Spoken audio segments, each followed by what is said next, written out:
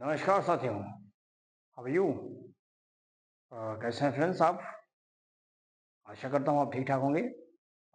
साथियों, हम आज देखने वाले हैं, ये दूसरा लेक्चर होगा जो कि हमारा ये बायोडायवर्सिटी वाला जो चैप्टर चल रहा था। हम देखने वाले हैं कि ये क्या होता है बायोडायवर्सिटी, और उसके विषय में जैसा कि फर्स्ट लेक्चर में हम लोगों ने सारी बातें देख ली थी और उसके कंजर्वेशन के बारे में हमने पूरी बात भी कही थी। आज उसी क्रम में हम देखने वाले हैं कि किस तरह से हम लोगों को ये जानना है कि पैटर्न क्या है इसका, अर्थात ये कहाँ-कहाँ पाए जाते हैं। समझ में आई बातें? तो देखिए, हेडिंग लिखा हुआ आप देख सकते हैं, पैटर्न्स ऑफ बायोडायवर्सिटी। यानी बायोडायवर्सिटी की जो वैल्यू है, यानी जो आपने बायोडायवर्सिटी क्या देखा? जहाँ पे बहुत ज्यादा वेरिएशन दिखाई पड़ता हो, अर्थात जहाँ पर हेट्रोजेनिटी की मात्रा सबसे ज्यादा दिखाई ज्यादा हो, वहीं पर हम कहते हैं बायोडायवर्सिटी वहाँ ज्यादा है। जैसे कि हमारे इंडिया में मैंने आपको कल बताया था कि 12 ऐसे मेगा बायोडायवर्सिटी पाए जाते हैं। वहां पर ये पता चलता है कि एक पर्टिकुलर बायो मतलब लिविंग, उस लिविंग में कितनी वेरिएशन है, कितनी प्रकार के मैंगोस, कितनी प्रकार की स्पीसीज की जातियां उसमें अवेलेबल है एक पर्टिकुलर स्थान पे। यही सारी चीजें हम बताते हैं कि इसके पैटर्न को हम इसमें समझने की कोशिश करेंगे इस लेक्चर में कि क्या है पैटर्न, कैसे पाए जाते हैं। तो आइए देख लेते हैं। बहुत ही छोटा लेक्चर होगा आज का और बहुत ही अच्छे तरीके से मैं आपको समझा दे रहा हूँ, समझ लीजिएगा। देखिए, जैसा कि मैंने लिखा है कि ये सन है। आप जानते हैं कि इस पूरे अर्थ पे, इस पूरे इकोसिस्टम में एकमात्र सोर्स एनर्जी का जिसका नाम है सन। अब ये सन आ रहा है, सन देखिए कहाँ कहाँ पहुंचा, इस पूरे अर्थ के चारों तरफ फैलेगा। आपको पता होगा कि अर्थ हमारा जो अर्थ के सबसे टॉप लेवल पर ये पोलर एरिया होता है। क्या होता है ये? पोलर रीजन है। और पोलर एरियाज पर आपको पता होगा कि बर्फ की मात्रा सबसे ज्यादा होती है। अब ये बर्फ की एरिया आपको दिखाई पड़ता है जो कि 90 डिग्री पे मैंने देखा है, नॉर्थ वाला एरिया है, ठीक है, नॉर्थ। ये नॉर्थ है, ये साउथ है, ठीक है ना, ये ईस्ट है, ये वेस्ट है। ये ध्यान देना। अब यहाँ से सनलाइट आती है और अर्थ के हमारे बीचों बीच में जो रेखा जाती है उसको हम क्या बोलते हैं? इक्वेटर कहते हैं। तो आप देखिए ये 0 डिग्री पे टिका हुआ है, जो ये जीरो वाला, ये हमारा इक्वेटर होता है। इस इक्वेटर में यानी हमने देखा कि ये पूरा का पूरा ट्रॉपिक को हम दो भाग में डिवाइड करते हैं। एक तो ट्रॉपिक ऑफ कैंसर होता है, साढ़े कितने पे है, 23 हाफ पे नॉर्थ, यानी जिसको आप हिंदी में कहते हैं कि मकर रेखा। ये हमारा कर्क रेखा। तो ये जो कर्क रेखा, मकर रेखा, इसी को हम बोलते हैं ट्रॉपिक कैंसर और ट्रॉपिक ऑफ कैंसर। ये दोनों हमारा, ध्यान दीजिएगा, ये ऊपर भी होते हैं नीचे भी होते हैं। तो एक होता है नॉर्थ पे, एक होता है साउथ पे, ध्यान देना इसको। और ये जो होता है बीच में पूरा का पूरा ट्रॉपिक्स को रिप्रेजेंट करता है। आप देखेंगे कि यही 23.5 नॉर्थ जो हमारा ट्रॉपिक कैंसर होता है नॉर्थ एरिया में, उसके थोड़ा सा ऊपर आप चलेंगे तो आपको यहाँ पे मिलेगा 66 हाफ नॉर्थ, ठीक है ना। ये आपको एक यहाँ पर एंगल मिलता है एक, जिसमें क्या होता है कि सोलर की इनपुट यहाँ क्या होती है, बहुत ही कम होती है। सोलर इनपुट अगर कम है तो आप जान लीजिएगा जो डिस्ट्रीब्यूशन होगा लाइक द ग्लेशिएशंस, ये सब यहाँ पे ज्यादा होंगे। अब जानते हैं कि भाई सोलर होता तो कहीं ना कहीं बर्फ को पिघला देता, तो सोलर है ही नहीं तो बर्फ की मात्रा तो ज्यादा होगा ना, तो ग्लेशियर यहाँ पे या ग्लेशिएशन बहुत ज्यादा हो, वो चीज यहाँ दिखाया गया है 66 पॉइंट या 66 हाफ पर दिखाया गया नॉर्थ, ठीक है। वहीं पर आप देखेंगे ये एरिया जहाँ सोलर इनपुट थोड़ा ज्यादा है इस एरिया में, है ना। इक्वेटर के थोड़ा सा ऊपर देखेंगे यहाँ पर आपको ट्रॉपिक के ऊपर, तो यहाँ पर आप देखेंगे कि जो 23rd हाफ नॉर्थ है उसके नीचे सोलर की इनपुट ज्यादा होगी, और जब सोलर की इनपुट ज्यादा होती है तो वहां पर प्रोडक्टिविटी क्या होती है, वो भी ज्यादा देखने को मिलता है। अब सवाल ये है कि भाई सोलर, आप जानते हैं कि सन, सन जहां ज्यादा पड़ेगा यानी टेम्परेचर जहां ज्यादा रहेगा, वहां पर जो पॉपुलेशन होगी वो ज्यादा होगी, है ना। तो यही है कि यहाँ सोलर की इनपुट ज्यादा है तो प्रोडक्टिविटी ज्यादा ही होगा, ये बिल्कुल निश्चित है, ध्यान देना। यहाँ पर आप देखेंगे कि डिस्ट्रीब्यूशन बहुत ज्यादा होगा, डिस्ट्रीब्यूशन ज्यादा होगा, स्पेसिएशन एंड डाइवर्सिफिकेशन तगड़ा होगा, यानी स्पीसीज की जो वैल्यू है, जो नंबर है वो, और डाइवर्सिफिकेशन कितने ज्यादा वहाँ डाइवर्सिफिकेशन है, अलग अलग विभिन्न प्रकार की वहाँ जातियां मौजूद हैं, ये ज्यादा देखने को मिलती है। जो हमारा ट्रॉपिक रीजन है are the less less seasonal, यानी यहाँ पर जो ट्रॉपिक रीजन होता है काफी कम होता है, सीजनल कम हो जाता है, यानी यहाँ देखेंगे कि निच स्पेशलाइजेशंस ये यहाँ पे बढ़ जाता है, तो स्पेशलाइजेशंस बहुत तगड़ा हो जाएगा, समझिएगा। क्लियर है यहाँ तक बात? तो पहला पैटर्न आपने देख लिया कि अर्थ के अलग अलग एंगल्स पर, चाहे वो इक्वेटर हो, चाहे वो ट्रॉपिक कैंसर नॉर्थ में हो या फिर साउथ में हो वहां पर, या 66 हाफ नॉर्थ में क्या रेंज होता है, कैसे सोलर सनलाइट यहाँ पड़ती है, जहाँ प्रोडक्टिविटी कैसे घटती बढ़ती है, कैसे वहाँ स्पेशलाइजेशन यानी स्पेसिएशन जो है वो ज्यादा होता है, कैसे डाइवर्सिफिकेशन की वैल्यू बढ़ जाती है, ये सब डिपेंड करता है सन के ऊपर। तो पहला पॉइंट आई होप समझ में आया होगा। अब हम देखेंगे दूसरे उसी में। देखिए, जैसे मैंने पूरा अर्थ बनाया, अर्थ में आप देख सकते हैं कि ये हमारा जो ऊपर है सबसे, ये 21 डिग्री पे आता है, ठीक है ना। 21 डिग्री कहाँ पे, ये ये कोलंबिया। यहाँ पर आप देखेंगे, इसको समझाने के लिए मैं सबसे पहले इक्वेटर को लेकर चलूंगा, यानी यही इक्वेटर ही हमारा आधार बनेगा भाई। ऊपर जो होगा नीचे भी सेम चीजें होती है इक्वेटर की, तो इक्वेटर 0 डिग्री है, 0 डिग्री कोलंबिया, समझिएगा इसको। यहाँ जब शुरुआती में देखा गया दोस्तों, तो यहाँ लगभग 1400 ऐसे बर्ड की स्पीसीज दिखाई पड़ती है। आप देख लीजिए 1400 बर्ड की स्पीसीज हैं। आप थोड़ा ऊपर गए यानी नियर द इक्वेटर, इक्वेटर के नजदीक में आप जाने लगे, यानी इंडिया में, इंडिया में आए तो आपको 1200 स्पीसीज मिल गया। ध्यान देना, हम जीरो से इक्वेटर से ऊपर बढ़ते जैसे जैसे पोल की तरफ जाते हैं, जैसे जैसे स्पीसीज की संख्या क्या होती है, घटती चली जाती है।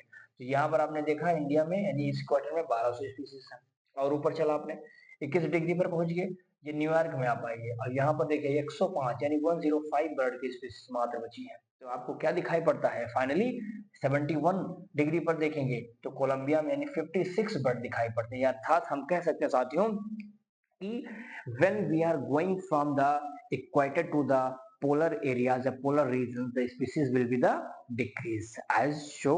आप देख सकते हैं आपके सामने पेश है। तो ये कहीं ना कहीं इस बात को शेयर करता है कि हाँ, जो बायोडाइवर्सिटी है उसका पैटर्न क्या है, कहाँ पर कितनी मात्रा में कोई स्पीसीज पाई जाएगी, कितना पाया जाएगा, और पाया जाएगा तो कब तक पाया जाएगा, क्या चीज वहां पर अवेलेबल होना चाहिए जिस वजह से आगे इंक्रीज अपने आप को कर सके। समझ में आई बातें? समझ सकता हूँ मैं, इतनी बातें आपको क्लियर हो गई होंगी। ठीक है, चलिए इसका स्क्रीनशॉट लीजिए, फिर आगे बताता हूँ।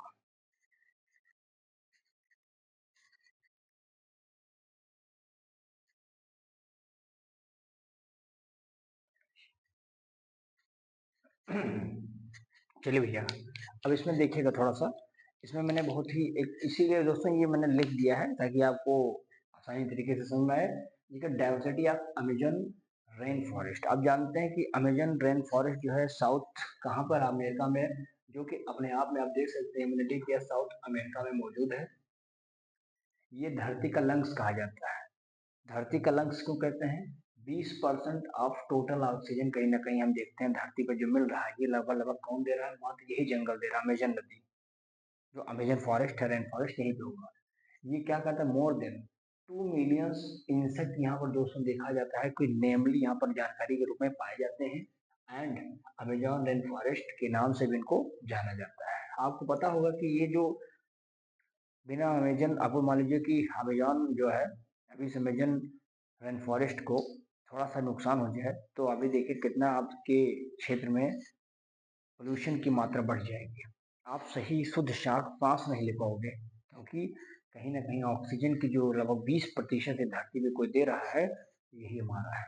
इसमें बहुत सारी वैरायटी यानी बहुत सारी इसमें आपको देखने को मिलेगा, कितनी ज्यादा बायोडाइवर्सिटी है। देखो जैसे कि इसमें देखेंगे आप टोटल लगभग 1,25,000 इसमें इनवर्टिब्रेट है, अपने आप में बहुत ज्यादा मात्रा है। देखेंगे इसमें 40,000 इसमें प्लांट है ना, 3,000 मछलियां हैं, 427 एम्फीबियंस हैं, और 427 ही मैमल्स हैं, साथ ही साथ 378 रेप्टाइल्स हैं। ये ध्यान देना, ये आंकड़े रट लीजिए, बहुत इंपॉर्टेंट है। पूछा जाता है कि बताइए कि अमेजन रेन फॉरेस्ट में मैमल्स की संख्या कितनी, एम्फीबियंस की कितनी, रेप्टाइल्स कितने, ये तमाम रखना, ये बताना। तो सबसे ज्यादा फॉरेस्ट देखेंगे इसमें, एफ मतलब आप समझ गया ना, तो किस चीज के लग जाएगा, ध्यान देना। फिर आप बी की बात करेंगे, ए की बात करेंगे, एम और आर की बात करेंगे, एम्फीबिया, मैमल्स, रेप्टाइल्स, ये समझ लेना। इस बात को हमने लिख दिया यहाँ पर इसीलिए ताकि ये और आसानी से आपको समझ आ जाए। तो ये इसका फॉर्मेट है, ठीक है। फिर हम देखेंगे इसमें कि स्पीसीज एरिया रिलेशनशिप क्या होता है, यानी जहां पर स्पीसीज रह रहा उसका रिलेशन उस एरिया में कैसे कैसे से है, तो वही स्पीसीज का एरिया का रिलेशन क्या है। देखो मैंने लिखा है, इसको सबसे पहले किसने दिया था, एक जर्मन के नेचुरलिस्ट थे जिसका नाम था अलेक्जेंडर वॉन हम्बोल्ट। तो ये अलेक्जेंडर वॉन हम्बोल्ट साहब जो कि रहने वाले थे कहाँ के, हमारे जर्मन के, एक नेचुरलिस्ट थे, बहुत जानकारी रखते थे नेचर के बारे में। इन्होंने एक ग्राफ दिया था, इन्होंने कहा क्या, कहा कि species richness within a region increase with the increase area exploration, यानी जितना ज्यादा पर्टिकुलर एरिया को आप खोजते चले जाओगे, वहां वहां आप देखेंगे तो स्पीसीज की जो रिचनेस होती है किसी पर्टिकुलर रीजन में देखने को मिलता है, क्या होता है, ज्यादा होता है। एक छोटा उदाहरण ले लो, समझ ना, तो वहां उस एरिया में रिचनेस जो स्पीसीज की बहुत ज्यादा होगी। यही चीज जो कहना चाहते हैं कि अलग अलग एरिया में, यानी इन्होंने ग्राफ दिया था, ग्राफ में दिखा कि एरिया का बढ़ता क्रम है, ये ऊपर वाला स्पीसीज के रिचनेस को दिखा रहा है, ठीक है ना। और ये आपको एक प्रकार से एक स्लोप डीपर दिखाई पड़ा ना, डीपर यानी एस बराबर सी ए स्क्वायर, ये ध्यान देना, इसको दिया गया है। अब यहाँ पर कहना क्या चाहते हैं, ये हमारा कहलाता है एक रेक्टेंगुलर हाइपरबोला कहा जाता है, और ये जो सीधा लाइन या स्ट्रेट लाइन ये हमारा लॉग माइनस लॉग स्केल के रूप में जाना जाता है, जो कि लॉग एस क्या कहलाता है इसमें, log s log c plus z log a. ध्यान देना इसको, ठीक है। यानी अब हम देख सकते हैं इसमें बताया गया है कि जो यस होता है, यस क्या है, स्पीसीज रिचनेस की बात करता है। ए क्या है, ए एरिया है, सी बराबर वाई माइनस इंटरसेप्ट होता है, ठीक है। वहीं पर जेड आप देखेंगे, ये जो जेड हमारा ये वाला जेड क्या है, एक स्लोप है, इसको ढाल जो स्लोप आपको दिखाई पड़ती है, ये कर्व दिखाई पड़ता है, उसी को जेड कहा जाता है। जेड अगर बढ़ गया यानी जेड अगर स्लोप ज्यादा हो गया तो curve will be the deeper. भाई जाहिर सी बात है कि अगर स्लोप थोड़ा सा भी यानी जेड में थोड़ा भी इंक्रीमेंट हुआ तो जाहिर सी बात है कि डीपर हो जाए, बहुत ही ज्यादा कर्व टाइप का बन जाएगा। ये प्रोसेस दिखाया गया, जैसे number of species will be increase, कैसे होगा, एरिया विल बी लेस, यानी छोटे से एरिया में स्पीसीज की संख्या सबसे ज्यादा होती है, ऐसा हम्बोल्ट साहब ने अपनी बातों में ये बात एक्सप्लेन किया, ठीक है। फिर देखा एग्जाम्पल में लिया है कि जैसे जो जेड होता है, यानी कि जो यहाँ पर एक कर्व एरिया था, जो स्लोप एरिया था, जेड जेड का मतलब 1.5 कर दिया है, ठीक है ना। फॉर द किसके लिए, एक फ्रोगी ओर्स होता है जो कि फ्रूट खाने वाली एक बर्ड होती है, तो फ्रोगी ओर्स या हम उसको बोलते हैं फ्रूट ईटिंग बर्ड के लिए और मैमल्स के लिए देखा जाता है कि इन ए ट्रॉपिक ऑफ फॉरेस्ट, किसी ट्रॉपिक ऑफ फॉरेस्ट में देखा जाता है कि ये डिफरेंट डिफरेंट कोफिशिएंट या कंटिनेंट में अलग अलग पाए जाते हैं। तो ये जो फ्रोगी ओर्स होता है यानी फ्रूट खाने वाली जो बर्ड्स होती है, 1.5 नामक जो कर्व होता है, जेड की मात्रा जो स्लोप है, अगर स्लोप इनका दे दिया जाए 1.5, तो देखा जाता है कि अलग अलग ट्रॉपिक जो फॉरेस्ट होते हैं अलग अलग कॉन्टिनेंट में, वहां उसकी मात्रा क्या है एम्फीबियंस की, और साथ ही साथ आप देख सकते हैं कि जो बर्ड्स होते हैं इनकी मात्रा अलग अलग पाई जाती है। समझ में आया, जैसा कि लिख दिया मैंने कि लॉग कर्व नीडेड होता है किस लिए, अगर ये स्ट्रेट लाइन है, ठीक है ना, difference between the closest point can not be tracked, तो क्लोजेस्ट पॉइंट को तो आप ट्रैक नहीं कर सकते हो अगर वो स्ट्रेट लाइन में है, तो ये चीज इन्होंने इस बारे में समझाने का काम किया है। समझ आई बातें, चलिए इसका स्क्रीनशॉट लीजिए फिर अगला बताते हैं।